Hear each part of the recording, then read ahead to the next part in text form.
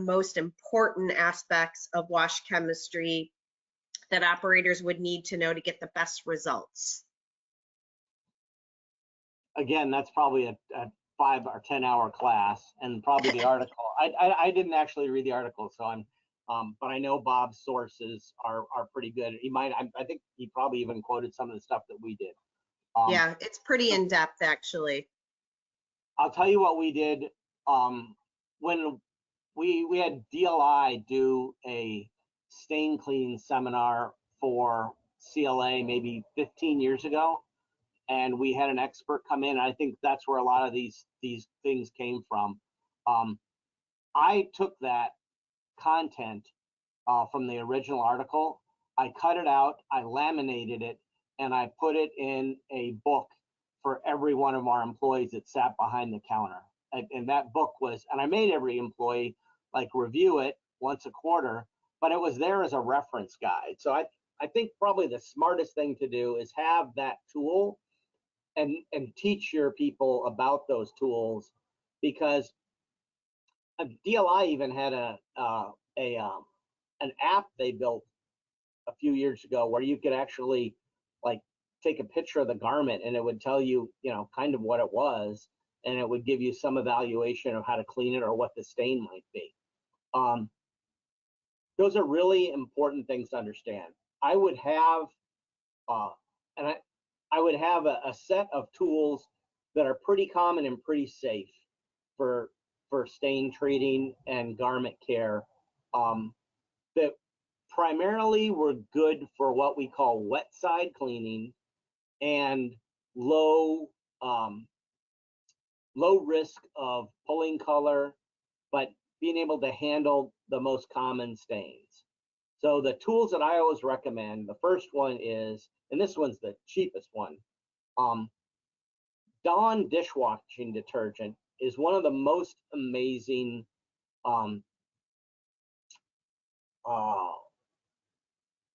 degreasers out there that's safe for fabrics. We always had Dawn dishwashing detergent, and sometimes we put a pump of that or two in greasy loads. If it was really, really bad, we would put more in. Doesn't take much, because that stuff suds like there's no tomorrow, and that's the last thing you want in a load that in any washing or top load is a lot of suds. But if it truly is an oily load and there is a lot of grease or oils in there, those suds will be consumed immediately, and you won't see it. So if the temperature's right, it's a great product to have in. And if you teach your people to look and just put enough in until it starts to sud, and don't put any more in, and do it slowly, and do it when the drum is at the highest temperature. So on as hot of a cycle, it's a great thing to have. But as a stain treating tool, we mix that 50% with ammonia, and now it becomes a great protein stain treater. So blood, milk, or dairy products, anything that is a high pH, it becomes a great inexpensive stain treater that you can use on garments that you want, if you want to just stain treat them before you put them in. The other side of that equation is an acid, right? Whether you have vinegar or a specific acid treatment that you want to have something that's going to take out tannin stains. And when I say tannin stains, low pH is what that refers to. And what some of those are is like coffee, juices, things that are acid in base, right? So they're usually things you think of that like rust. Rust is something it's also organic, but it's on the negative pH side, and those kinds of things will break that loose. I wouldn't have anything more powerful than vinegar. The dry cleaners make some really powerful acid stain treaters. I know dry cleaners to this day that shake because they exposed themselves to that for years, and it got into their nervous system. So I would stay away from some of the professional ones, but vinegar, or like I said, they talk in a lot of these chat rooms about lemon juice.